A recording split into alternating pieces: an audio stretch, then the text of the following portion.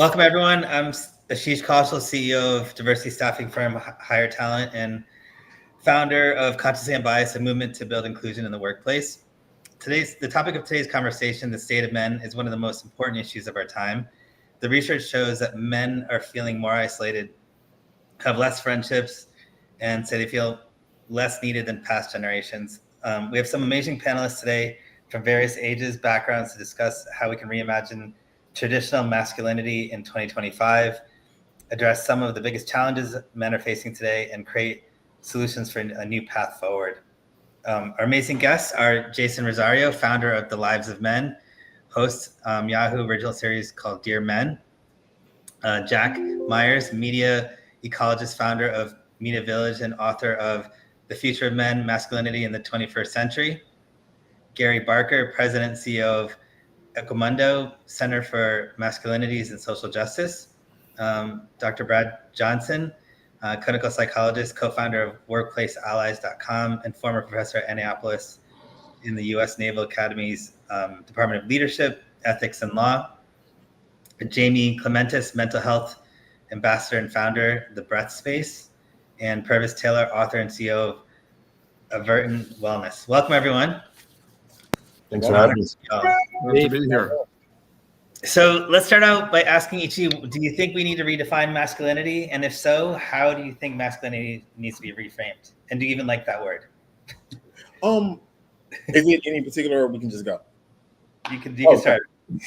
For me, I don't have a problem necessarily with the definition of masculinity. I think what needs to be reframed are the antiquated tenets that we have associated with masculinity. So like, aggression and dominance and power, those types of things. I think we need to reframe those tenets, but not necessarily the definition of masculinity. I think masculinity, just like femininity, like what it is, I think it's a beautiful thing. But I think the way that we have the things we associate with it, those things need to be reframed and probably reimagined. Interesting. Jack, your thoughts? Unfortunately, the word masculinity has been polarized as either toxic or non-toxic, and that's damaging. It's men are seen today, unfortunately, as either broken or barely acceptable. And I think the word toxic is more of a diagnosis, and we have to stop diagnosing men. Masculinity isn't a problem to be fixed, or a disease to be cured. And I think the word toxic also punishes men for somehow not being right. Let's stop punishing them, and let's start inviting them to evolve. Let's recognize that the strengths of masculinity in its healthiest form are strengths that listen, that protect, and most importantly, that evolve. So my book, The Future of Men, was published in 2016. It called for an end to the use of the word toxic as a defining and polarizing characteristic that is associated with men. I agree with you. I actually think, like, when I first heard the word toxic, I was like, okay, this is another way to feel like we're in timeout, just like white privilege, and you're not going to get anywhere if you use words like that. I agree. I think just listening to men in our national survey, State of American Men, the stuckness, I think, is what we need to do, right? There's so many healthy, caring, connected, good versions of men and manhood out there that get lost in the noise. What we hear again and again is how much men feel trapped in a version that says, I'm a provider or I'm nothing else. And if I can't live up to that, what am I? And I think what gets, harmed along the way is, men's hearts and goodness and all the ways that we connect and care about those around us, that they just get stuck in that, in either polarizing or reductionist. And the other part is that it feels like we're coming to fix you, which, has never worked from anyone coming to say, yeah, I'm coming to fix you because you're sort of broken and harmed. And as opposed to say, I know that beating inside is a caring, loving human. And let's figure out what we can do together. So yeah, if the language is getting in the way, let's kick it to the side and step in with ways that men feel like we actually care about them and we see them. Yeah. Go ahead, Jamie. So I was just going to say, I think from my side, it feels like almost a clarification job. I think there's a lot of confusion for a lot of young men in particular. We go, I actually don't know which way is up and down anymore. I've been told not to be, but not to be this. Like, and where are we left with that? And that's where I think, when people talk about the lost boys, that's where it's coming from, is this place of confusion. And as well, alongside that, I'm sure a topic we'll speak a whole lot more about, but repression, right? If we've said a lot of the challenges that masculinity has presented or faces is coming from a place of repression of some part of ourselves. If you're then also being told not to be something else, then you're being pushed towards repression of something else. And it becomes a little bit like whack-a-mole, where if you push one thing down, something else pops up. And it's actually this idea of how to move towards more of an integrated form and a clear form of what it means to be in that energy. So yeah, I think the confusion for me stands out as something that a lot of people are confronted by, because there's so much noise around the topic and around this conversation at the moment. Yeah, I mean, I not to belabor the point, I agree with what everyone said so far. I think, the word and the phrase toxic masculinity for me is a bit of a lazy catch-all phrase. And I think it just speaks to, the zeitgeist that we're in today, right? Where there's just no nuance in any of our conversations, whether it's political, personal, or otherwise, and I think it's easier for us to lump things in that are very difficult and hard to unpack into these very neatly defined boxes that we now then throw around and sort of weaponize against each other. So I think the phrase has now taken on a new body, if you will, right? So following Me Too and Time's Up, et cetera, I think we've overcorrected, and the pendulum has swung so far to one side where we've now told men, shut up, we don't want to hear from you. You stay on your side of things. And so now I think what you're seeing as a result of that is men sort of lashing out and sort of, saying, no, you need to pay attention to me come hell or high water. And I think the behaviors that come from that is what I think the zeitgeist and the culture is calling toxic. Yeah. Yeah, and I think the only thing I would add is I think we have given young men a very limited definition of masculinity, right? It's truncated, it's restricted. Gary mentioned the breadwinner, the transition or the morphing to the bread sharer, the identifying who I am and my identity and value on my success as a father and a partner, just as much as my salary and promotions at work. And then as a leader, it's okay to be decisive and agentic, traditionally masculine at work, but that doesn't mean you're not also caring, empathic, authentic, all of those other things that really matter, I think, for leaders. And that's what I was saying, the tenets that we associate with masculinity, those need to be reframed. So this is why I said that.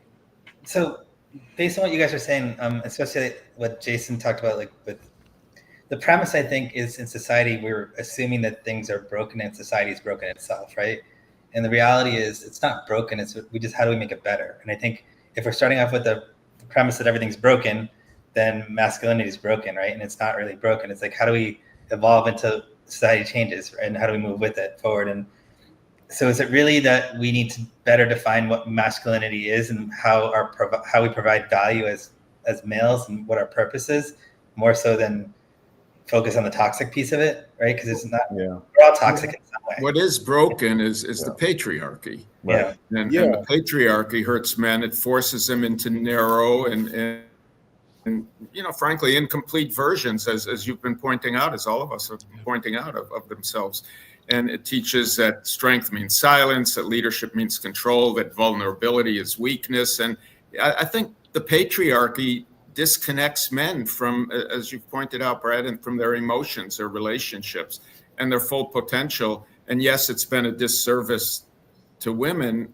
The patriarchy has also really been harming young men. It's at the core of what's robbed men of their wholeness and their ability to lead with purpose and empathy. And I really appreciate, Ashish, you're bringing this conversation to the forefront, because conversations like this really have the opportunity and to help foster change and to change the future of men, which is where I think we as a society really have to go toward a more positive, empathetic approach to how we're managing and navigating the crisis with masculinity in so many young men today.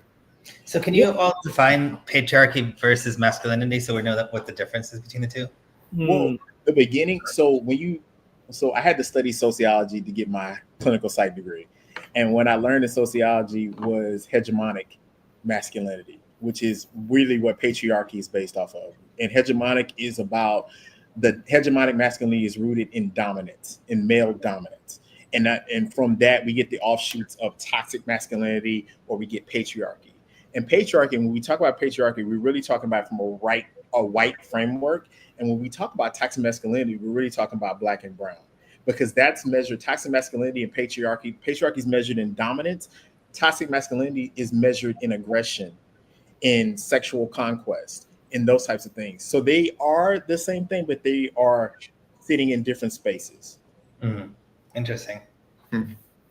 Brad, I think the way I define it, just to put it in simple terms, is that, you know, patriarchy is sort of the operating system, and masculinity is the expression of it, right? It's the hardware. So think of an iOS or an Android, that is masculinity, but the operating system is still patriarchy. And so you can put it in an Android, you can put it in an iPhone, the expression of it will look differently, but it's all rooted in the same thing. I love that. Yeah, and just to follow, I love that, Jason. And just to follow up, I see this in the workplace as well, right? Patriarchy is so deeply embedded in the traditional workplace. So, you know, you can look at data on younger men right now who are very egalitarian. They want to be equal partners. They want to share power.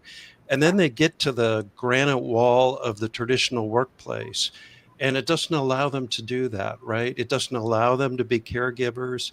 It doesn't allow them to be caring in the workplace. It punishes them for those things. So I think we also have to just look at how this gets deeply embedded in the workplace. Yeah.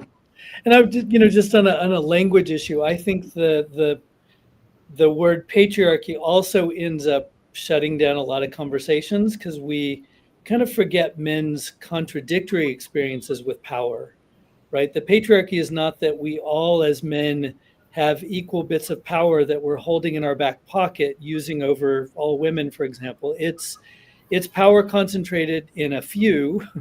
And we know, you know, you could say in the US, that's the 1% who own 40% of the resources in the country, you know, and it's a concentration of power that tries to get the rest of us to stay quiet about it and see ourselves as kind of earning a little bit of it. And men have very contradictory experiences with that. So we often come into the room saying, your masculinity is toxic. And yeah, that patriarchy stuff, right, means that you're the one who holds power, in conversations with men who perceive themselves as having very little power. And really objectively, they often don't. So these are also words, I think, that we need to, you know, I think in a conversation with folks of understanding just, you know, and Jason, I like your, you know, looking at them in the, you know, the hardware and the software pieces of it, of kind of, and Jack, you stepped into what I think is really important, which is how patriarchy dehumanizes men. But most men perceive it as, well, I'm told I've got this power, so I'm going to get defensive because you're trying to say I'm the one who's got it and you don't. So I think the human definitions of them become really important, of how they resonate when we use them in the room, because they typically cause defensiveness rather than a finding of my common cause in a system that oppresses us all, but in different ways. Absolutely.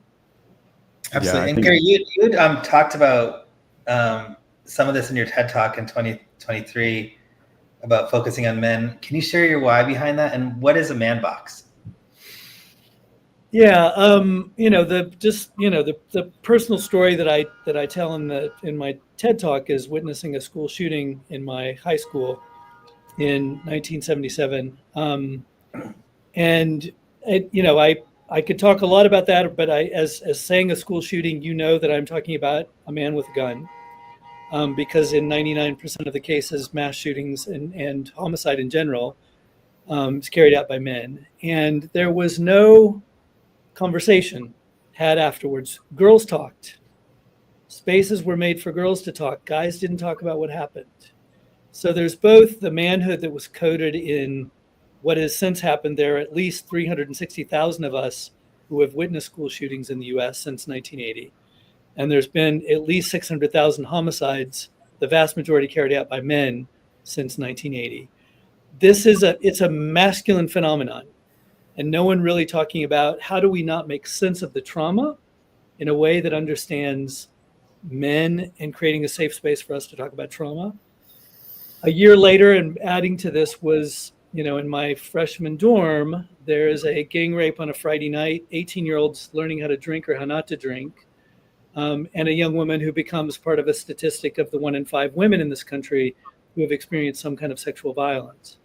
And again, no discussion of how do we make manhood so, and why did we as men not feel that we could speak out? What is this invisible thing around us that says we don't ask for help? We don't denounce other men because we're kind of all part of this unspoken club that we're not supposed to call each other out. And what is lost in our humanity along the way? And I've found a utility of folks who talk about this as the man box. First talked about it in probably the mid 90s out of the Oakland Men's Project, and then the folks at A Call to Men. Tony Porter had an excellent TED Talk exactly about that, of how do we make and remake and feel ourselves as men isolated in this version of manhood that says we don't get to show our deepest connections, our deepest vulnerability, and our deepest humanity, particularly in the face of trauma, that you don't make it through boyhood without experiencing some kind of harm from another man or boy or the world around you, and just how much we bottle us up in that.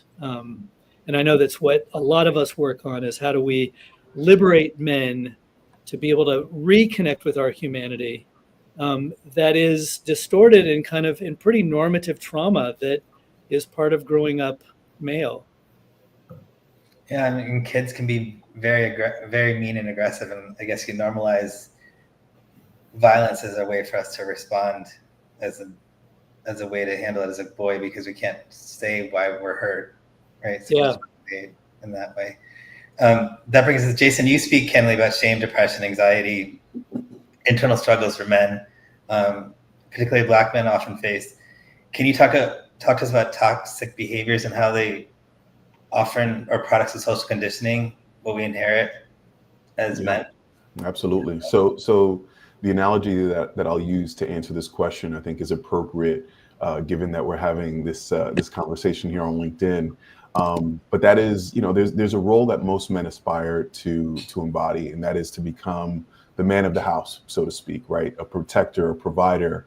And it's a worthwhile pursuit, a healthy aspiration, but one that comes without any clear job descriptions, right? And so, like the ones that you'll find on jobs posted on LinkedIn.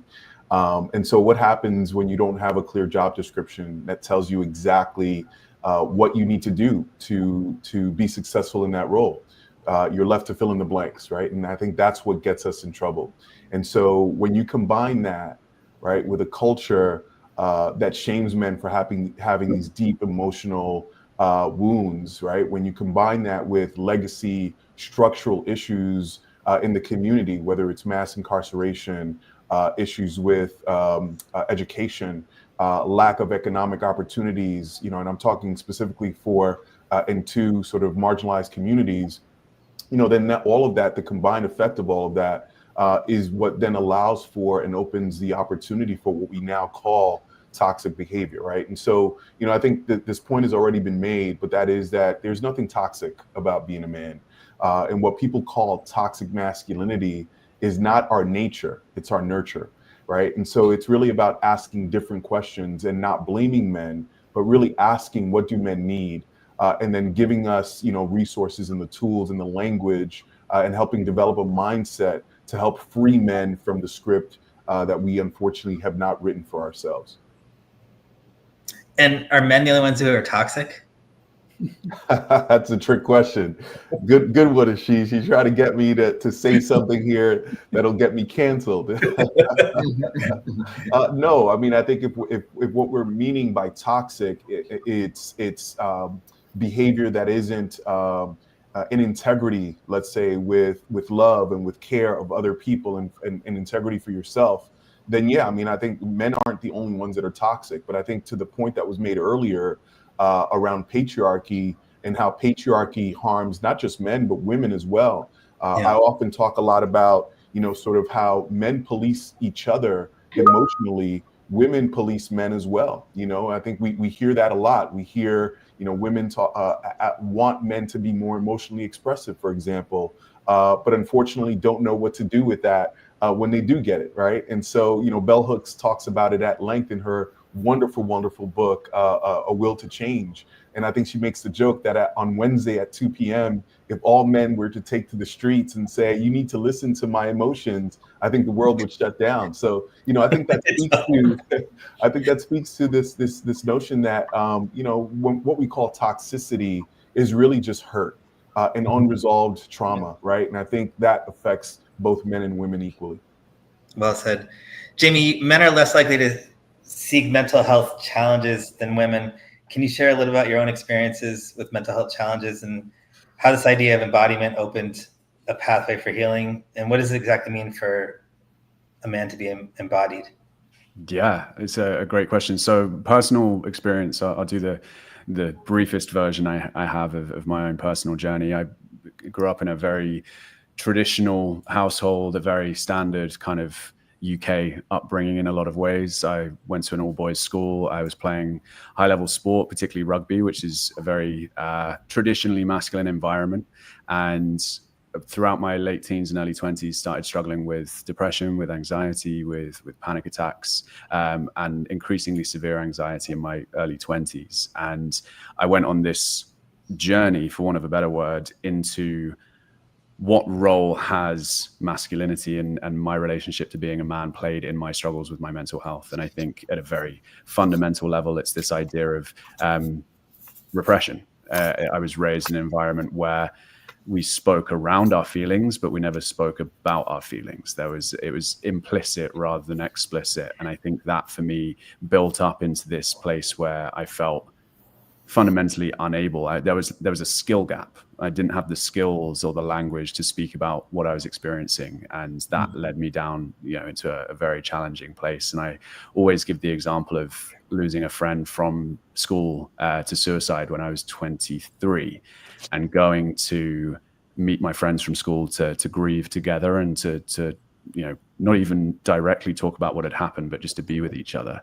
And that was the first time I'd ever spoken to some of my friends at that point who I'd known for 15 to 20 years about anything that I was experiencing. And at that point in time, I was experiencing suicidal ideation, panic attacks on a near daily basis, and nobody had any idea. And that was a real lifting the lid moment for me of like, wow, okay, we have some work to do here to ensure that we never find ourselves sat around this table again, discussing how we didn't know that there was anything going on with our friend who we'd lost. And so that for me was, I suppose, the journey into the work that I now do, which is become increasingly centered around this idea of embodiment. And the reason that I care about this work from a position of men and masculinity is that if we're looking at repression as one of the core challenges from a mental health perspective for men and young men, then to encourage someone to jump in at the deep end and just start talking, or just go and speak to a therapist, or just, share more, be more vulnerable, as we're so often told to do, it's an instant shutdown. It's an instant no. It's more of a blocker than it is a help.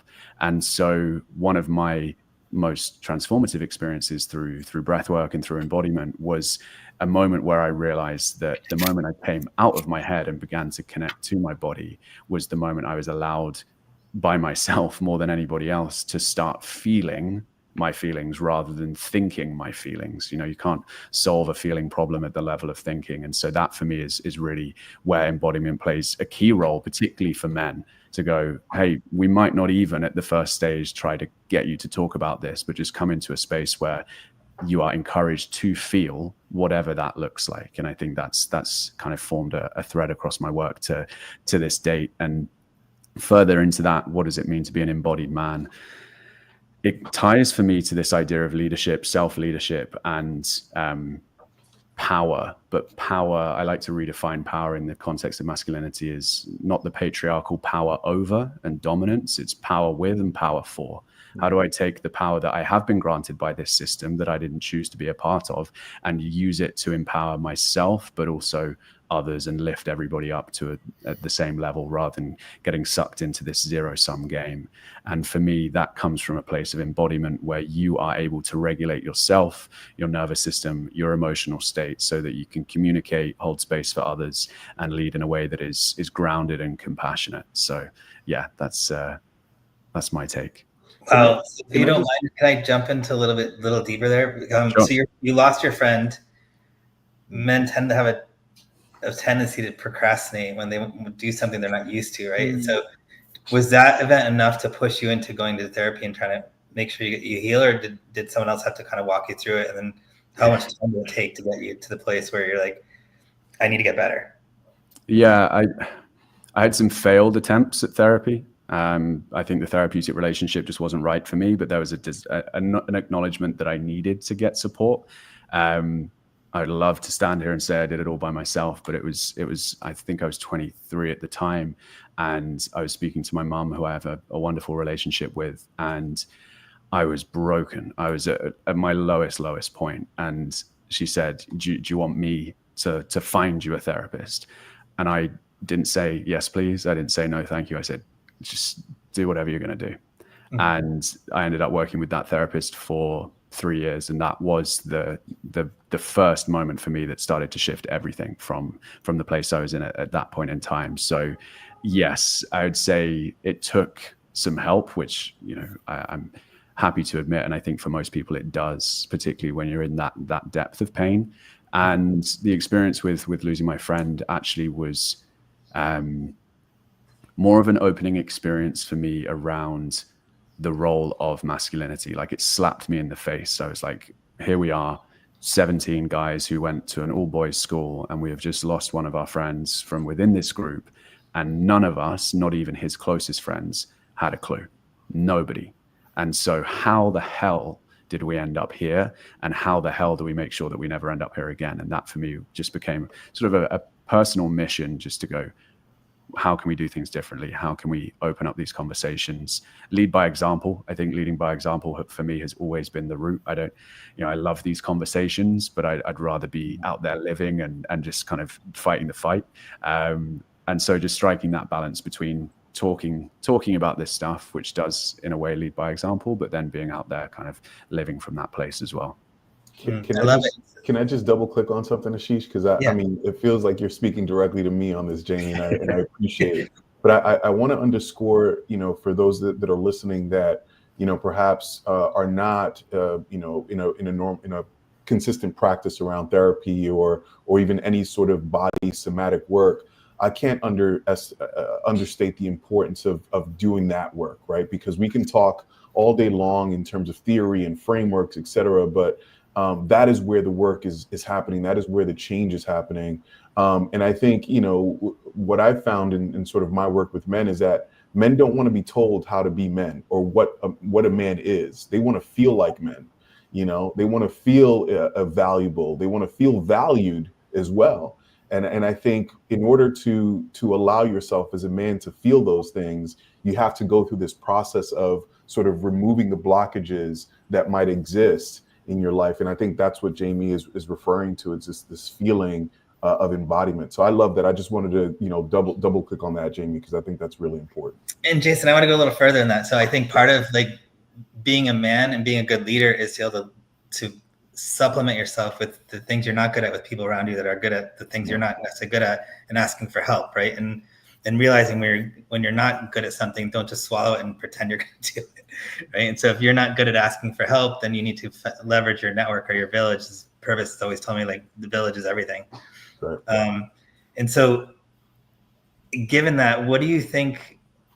I think part of that's because we're afraid of not feeling self-worth, right? And so our traditional methods of how we measure self-worth and metrics, how is that valued today, and how do we need to rethink that so that we're actually leveraging our network to become better humans?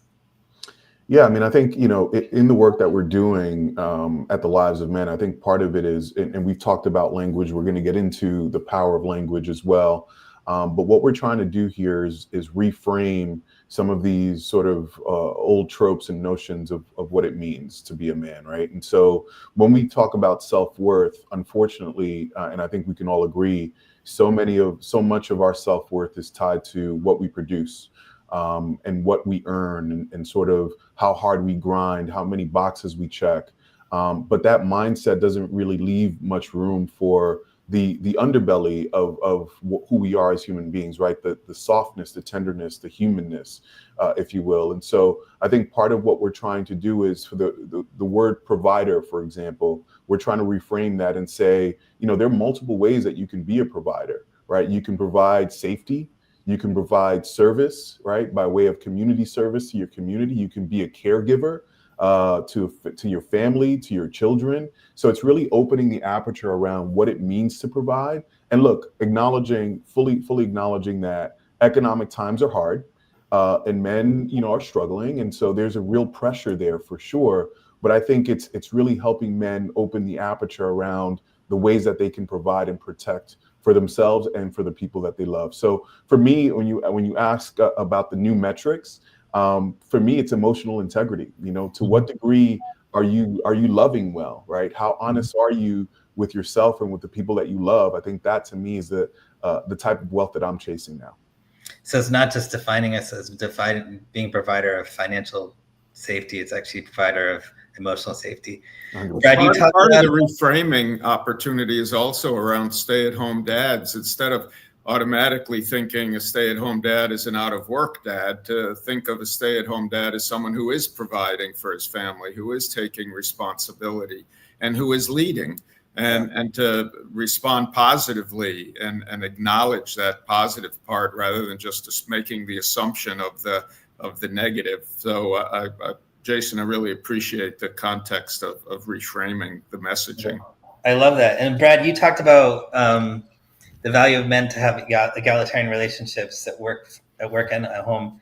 Can you talk to us a little bit about how you define an egalitarian relationship? Yeah. There have been nuances coming up throughout this conversation about what egalitarian means, but I think of this as simply, we talked about the patriarchy. I think of egalitarian as power sharing. And I think of this, if we're talking about domestic relationships and couples, these are couples who share power with each other. They share decision making. They share support for often dual careers. They support one another and share equally in caregiving at home. This kind of egalitarian behavior just breeds respect. It breeds understanding. You find more of that in these relationships. And there's a lot in this for men. And I think we have not done a good job sharing with men what's in it for you, the WIFM, as it were, when you're better at egalitarian relationships. And I'll just mention a few of the research-based benefits for men. Number one, a healthier brain. Dads who are more engaged with infants and toddlers have that area of the brain that taps into empathy, become demonstrably more active. Darby Saxby, neuroscientist, looks at dads who are real involved with their kids. Those areas of the brain that are more involved with empathy just light up. They get stronger. We have more neuroplasticity, which, suggests we're less likely to have dementia later. So there's a lot in this health-wise for men that are more engaged as egalitarian caregivers. How about domestic bliss? Relationships are stronger. Men who are more egalitarian report that they enjoy their partnerships more. They enjoy better bonding with their children. And those relationships tend to be stronger moving forward. And then let's not forget the benefits at work. Men who are more egalitarian take that into the workplace, often have more opportunity. My co-author, Dave Smith, and I have been tracking some research on men who are getting promoted to the C-suite in the last many years. And what I can tell you from that research is there's been a sea change on what leads men to get promoted to C-suite jobs. And my takeaway is what worked for our grandfathers, not going to work for us in the modern workplace. Different suite of behaviors required, and they do map to things like empathy and care and a bias for inclusion. those are the men who are getting promoted at work. So if we can do something around, all the research on egalitarian men, let's share this data with younger men so they see what's in it for all of us. I love that, Brad. And about a year ago, I did this series called Know Thyself. And so I talked about how in corporate America, when you get good at your job, they promote you to a manager. And then you end up hiring a bunch of people, like especially men, we're not used to, we don't know what our triggers are. And so we'll hire people that create corporate liability for ourselves, right? And if you actually understand what your triggers are first, and then you hire people that don't set those off, then you increase productivity of the company, and you also reduce the liability you create. And so I think it's really important that we really get to know who we are as people before we start leading others. And Jack, you had predicted kind of a backlash against gender equality in your 2016 TED Talk in the concept of lean out generation of young men who feel disengaged and uncertain about their roles in society. Can you talk about some solutions that we could use going forward? Well, yeah, it was a decade ago in my book and in my TED Women talk that I did introduce this concept of the lean out generation of young men who were pulling away from society, uncertain about their role in the world. And since then, what's interesting is that who has emerged are some of the most visible male influencers: Jordan Peterson, Joe Rogan, others. And the message they shared for the last decade is that the way forward is to double down on traditional masculine ideals: toughness, dominance, control. And here's the truth, though. For all of their popularity, the quality of life for young men is actually not improved. It's gotten worse. As we've been talking about, male suicide rates are rising. Jamie, the concerns that you expressed when you were 23 are very similar to concerns that are not declining in society. They're increasing. Friendships are reported as declining. College enrollment and workforce participation are falling. So we have this generation, and a continuing and a growing generation of young men who have been fed the myth that emotional suppression is strength, that vulnerability is weakness, and all the things we're talking about are somehow not the path toward happiness or success.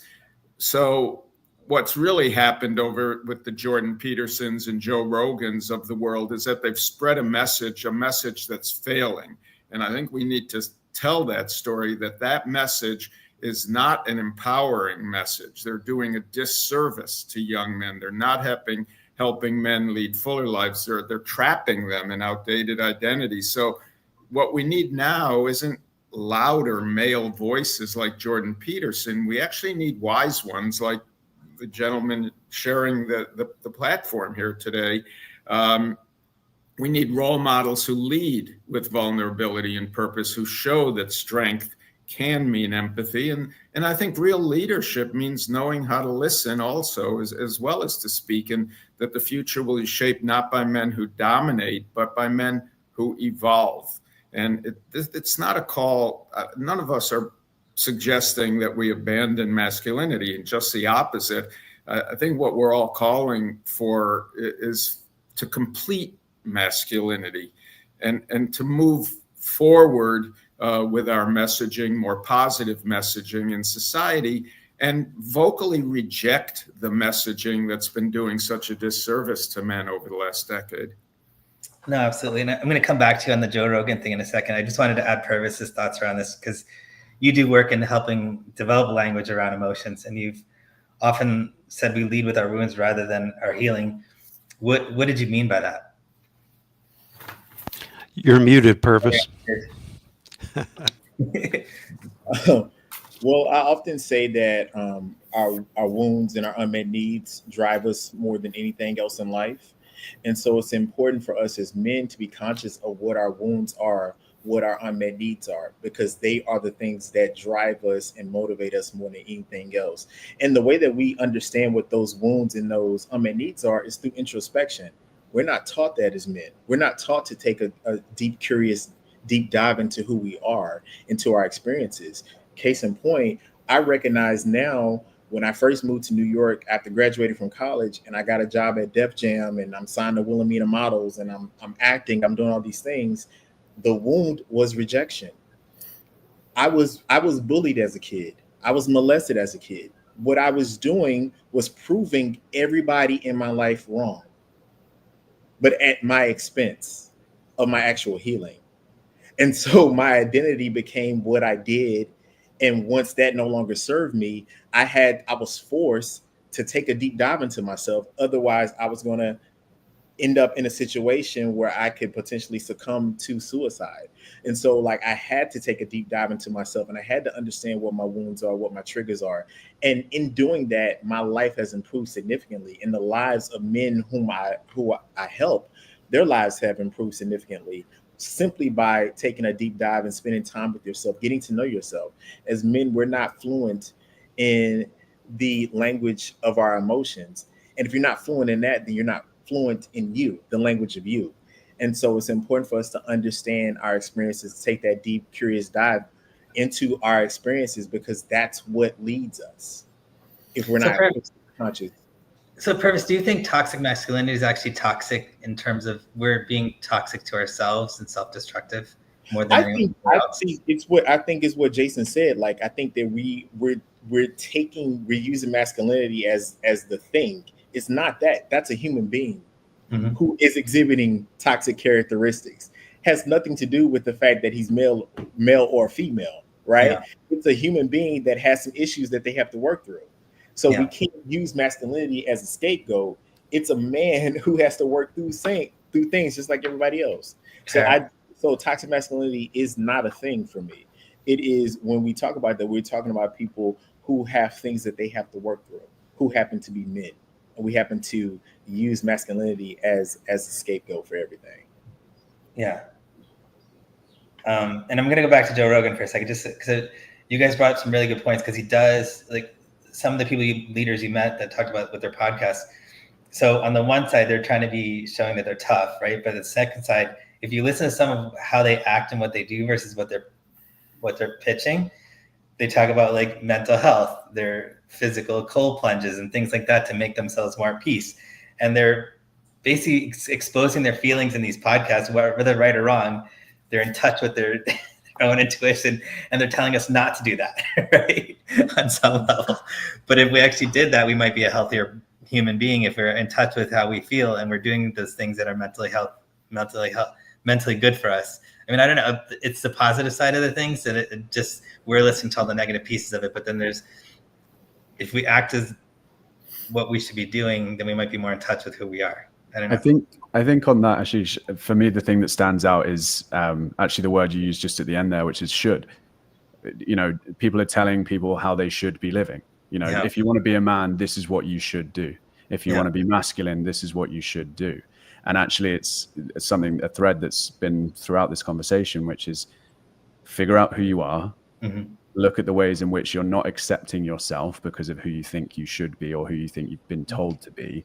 And once you really get into the weeds of the kind of identification and acceptance of who you truly are, the integration of that, and the integration as well of the shadow that Purvis was speaking to as well, of these parts of ourselves that we think are bad or negative or in some way problematic that we push down.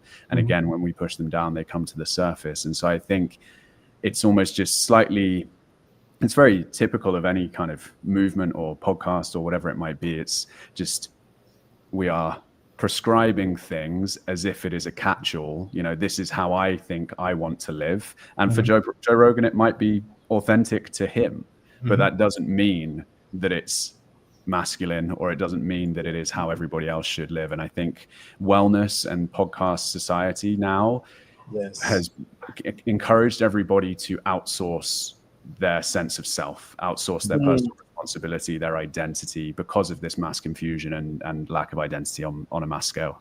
And not understanding that it's an inside job. Right, Jamie?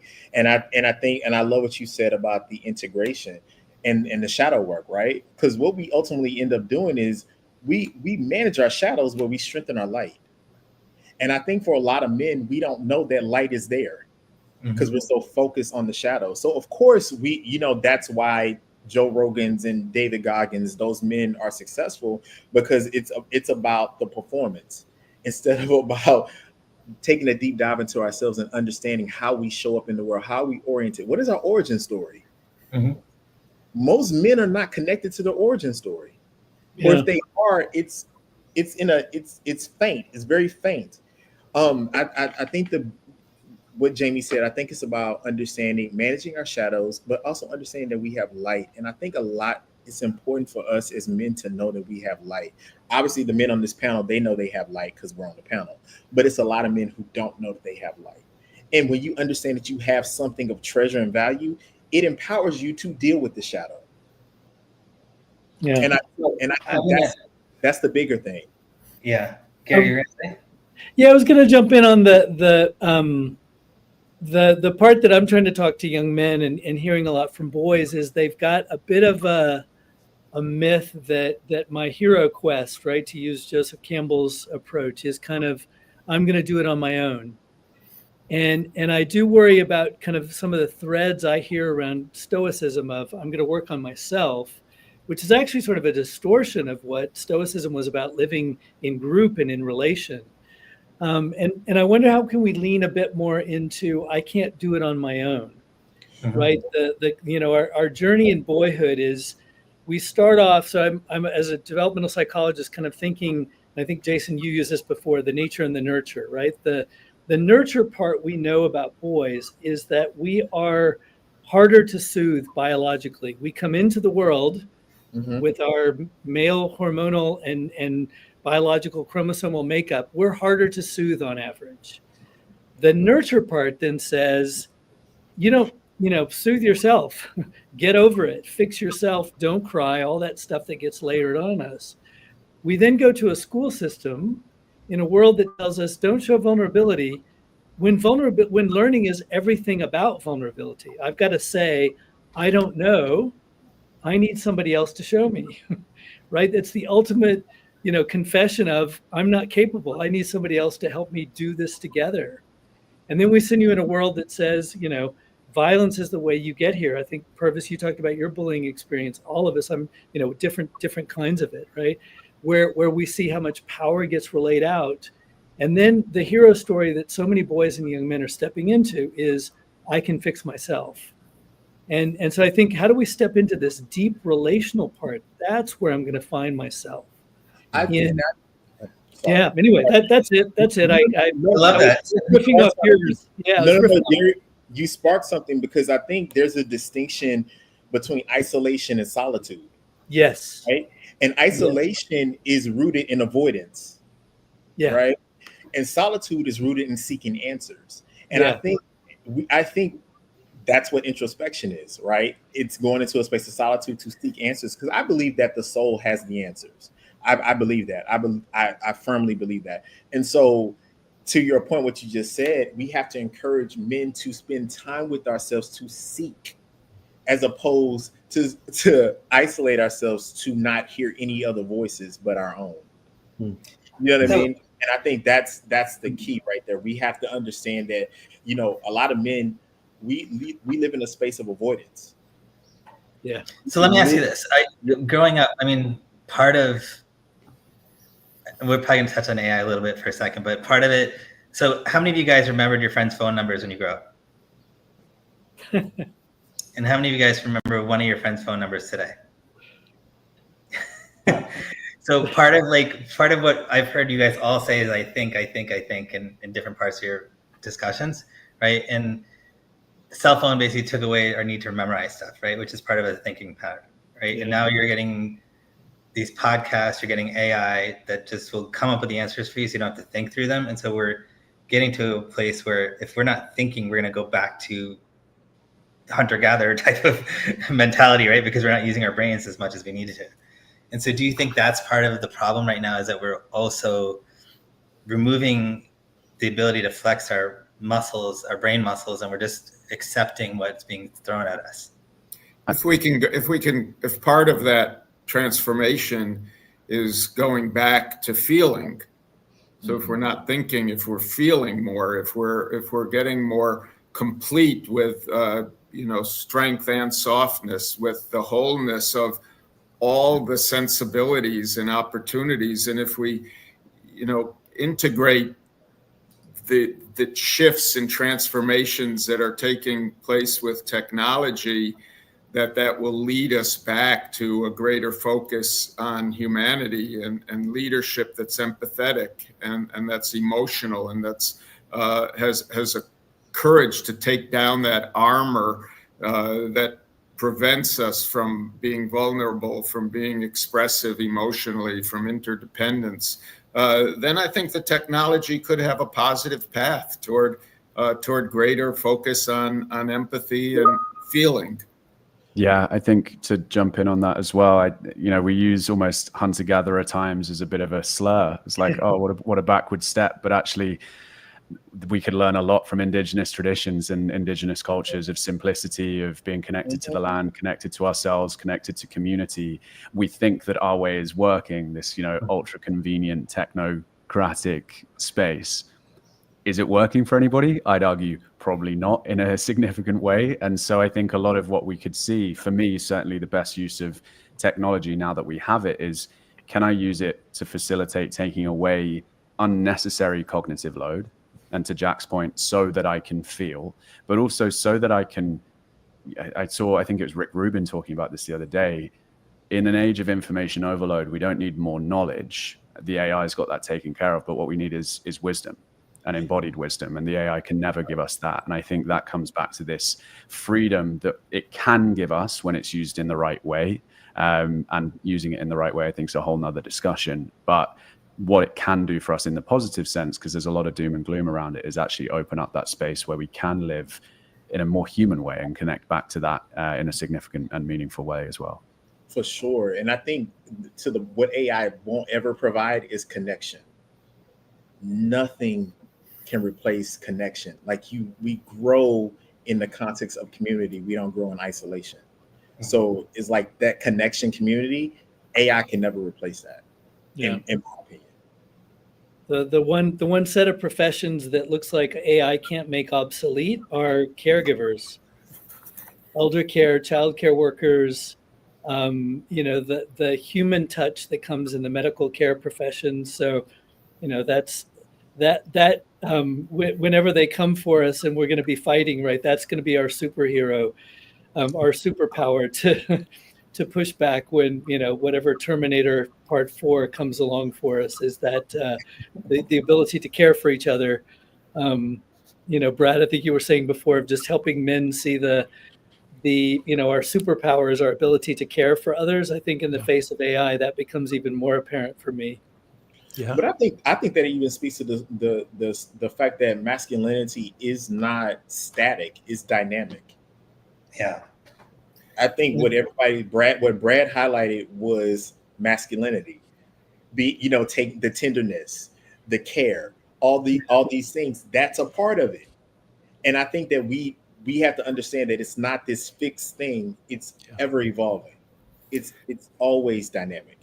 The conversation around AI, though, has to call attention to the training, assuring that the patriarchal bias that is not built into these systems, that how we make sure the programming of these systems going forward follow the guidance that we're sharing in this conversation, and that the voices of people like Jordan Peterson and Joe Rogan and his cohort are not the default in the AI systems, and that this conversation replaces it. We also have to make sure that network and community aren't replaced with AI. Like, you can't replace mentorship of me getting to know Jason on a personal level and asking for advice and replace that with ChatGPT or Perplexity, right? Like, we have to make sure that connection's still there. I think there's something that's coming up for me, and as it relates to AI and technology, that's also tied to sort of a broader question that, if you would permit me, Ashish, I want to pose to this group, and that is, so technology is here to stay. It's going to continue to accelerate. We know that. And if what our collective work, if we distill it, right, is about preserving the human element of connection and how men particularly can continue to evolve in that human embodiment. My question is, the convergence of leadership and AI and technology is where I think we should be spending a little bit of time talking about. For example, Mark Zuckerberg made a comment, and I'm sure you've all seen it a few months ago, where he said, we need more masculinity in corporate America. That's scary, right? This is a guy who is in charge of one of the largest, most important platforms that's informing all of these AI algorithms, talking about reinforcing what we're calling toxic masculinity in this conversation. To me, I mean, the tip of the spear in our work has to also include not just boys and young men, but it's leadership in corporate spaces, right? And how we are making sure that the hallmarks of what Brad has already talked about, that of leadership, empathy, collaboration, all of that remains intact and is incentivized as well, is something that we're making sure we're encouraging men to embody, right? And so I don't have a clear answer to that, but my question to the group is, how do we, so we're talking about all the things that we're doing to make sure that we're giving boys and men, providing a new lot, an opportunity for them to develop a new lot in life. But how are we preserving the things that are good about men? And how are we amplifying that in our work moving forward? I love that question. I've got one quick response. I know others will, and I love the question, Jason. I think my contribution to this, and Jack is the expert on AI, I'm going to let him address that. We have to have more senior, seasoned men mentoring and role modeling for junior men in the workplace, what it looks like to be egalitarian, what it looks like to be caregiving, what it looks like to mentor women and men and do it loudly and transparently, what it looks like to support women in leadership, how you call out sexism and inappropriate banter in the workplace. If senior men are not willing to do that and role model it for junior men, I think, unfortunately, we've got a long way to go. Yeah. That's awesome, Brett. I actually had a corporation reach out to me. The CEO is a man, and he actually wants to integrate that into his, into his company. And I thought it was powerful, because I was like, wow, I was taken aback. He was like, I want to connect with my employees. He said, I realized that what I thought was leadership is not effective.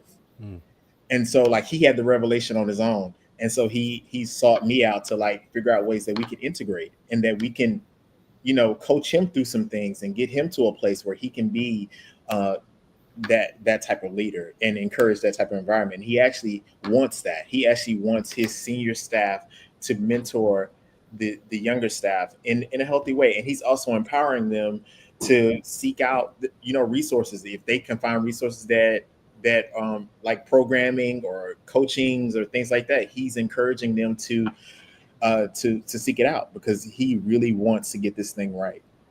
Yeah.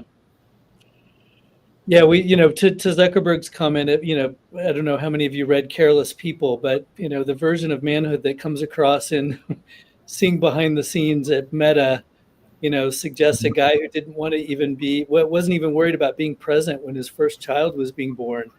So to his statement of we need more masculinity, I think that's where a group of us could step in and say, yeah, version of masculinity that says I've got the back of all my employees, right, and I'm going to put my care roles and my support for my community before everything else. I'm not going to work at we can't make profit if we're burning the planet down, and right.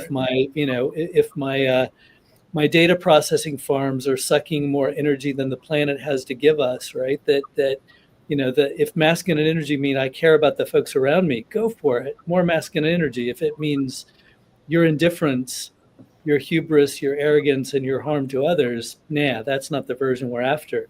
So I endorse what you said, Brad, about the importance of leadership. Just being able to step in, and this moment with our current politics.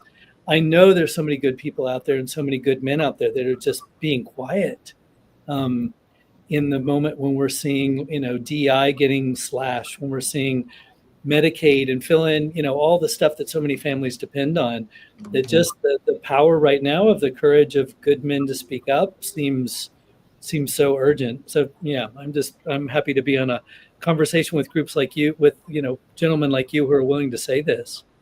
Did he clarify what that meant? Yeah. Well, follow-up question. it followed the revelation that he was taking mixed martial arts classes. So I think that was Zuckerberg's definition. Exactly. Yeah. So guys, I think we're getting towards the end. I really enjoyed this discussion. Thank you all for coming. And we have this thing called consciously unbiased action steps to make the world a better place. And so I kind of want to switch that today. Instead of picking something that one action step you would do to make the world a better place, I'd love to hear one thought you had from this discussion that you might do differently or think differently based on what we all discussed together. Anyone want to start? Well, I would encourage more. I would find paths to keep boys in high school. The rate of boys leaving high school is an epidemic. The rate of boys moving into any form of advanced education is a fraction of what it is among young women, girls. And one way to do that is to encourage more men to become teachers. 70 to 80% of all teachers today in the high school and grade school system are female. We need to take AI and encourage more gaming, more online learning in the classroom, more ways to advance a curriculum that removes bias out of the, and removes the outdated educational systems that are pushing boys out of the system. Absolutely. Jamie, your thoughts? Yeah, I think that the binding thought and thread for me is, as I've gone deeper into this work and actually my work across men and women in the mixed spaces that I create as well, is my goal and my mission is always, as best I can, to encourage the dissolution of this idea of separation. Any idea of us versus them, I think, just drives home the issues that we're facing and amplifies them. So anything that I can be doing and we can be doing to look at the system and the structure and the rules of the game in which we're all playing, and look at that as a challenge, whilst also lifting everybody up collectively, rather than saying, hey, it's time to focus on men's issues. Oh no, it's time to focus on women's issues. No, let's focus on our shared humanity and do things differently. Absolutely. And Jason? Yeah, I mean, I think for me, we're in this moment of all the talk, all of the headlines are about the crisis of masculinity, the fact that boys and men are struggling. And while all of that is true and the data bears it out, I think for me, part of the narrative change has to include a celebration of men, a celebration of what's good about us and what and how we show up when we do show up well. And really sort of elevating and amplifying the examples of that as a way forward so that we can give young boys and men examples of what that could look like in the future. So celebrate, love men, and acknowledge us for what we are doing well. Definitely. Brad? I think if I get one last thing to say here, it is normalize and role model caregiving, right? You got to do this at home. We see that when sons and daughters see a caregiving, equal sharing father at home, they show up in life and relationship in the workplace expecting egalitarian relationships themselves. And it changes the future when you do that. And then take this into the workplace. If you're not normalizing caregiving at work, if you're not taking your full parental leave, if you're not leaving loudly when you have an obligation with family, young men aren't going to know how to do this. They're not going to have a roadmap. I think the thing that's been ringing loud for me is continue to create safe spaces for men, because I recognize that when you feel safe, you're willing to explore and you're willing to be wrong, right? You're willing to be curious. You're willing to make some choices. You're willing to hear about egalitarian ways. You know what I mean? You're willing when you're in a safe environment, and so that has implored me to continue to do the work that I do, to continue to create safe spaces. The work that I've been doing in teaching emotional intelligence to the young men in the Black Male Initiative program through the CUNY system here in New York. Please forgive me, New York, ambient sounds of New York. When those young men feel safe, they sought therapy. When they felt safe, they advocated for themselves. When they felt safe, their grades improved. When they felt, you know what I mean? So safety is essential for our growth and development as men. And so to continue to create those spaces for young men and C-level employee, C-level executives is what I'm going to continue to do. And as you said, safety also helps neuroplasticity, as Jack and Brad had mentioned before. Yeah. Gary? You know, I end a lot of conversations with young men these days talking about the need to flex our care muscles, right? There's so much time we're spending in gyms and kind of work on the body part, and get folks then to scratch their heads. What do we mean by that? Of just affirming that, you know, as males of the species, we are just as wired to care and deeply love in reciprocal, caring, lifelong relationships or momentary relationships, that just to embrace that. The factory setting of how we come into the world as male and female is our deep need both to be cared for and to care for others. And that relational superpower, I think we beat out of boys. And so it's kind of turning it around and saying, I don't have to teach you how to do this. I have to make it possible that you can be the caring human that you were born to be. I love it. Takes a village. Thank you all. This is an amazing conversation. I hope everyone learned from it. And when we repost this, we'll put in the show notes how to contact all of you. Thank you all. Appreciate it. Thank you, everybody. Thanks for having Thank me. you.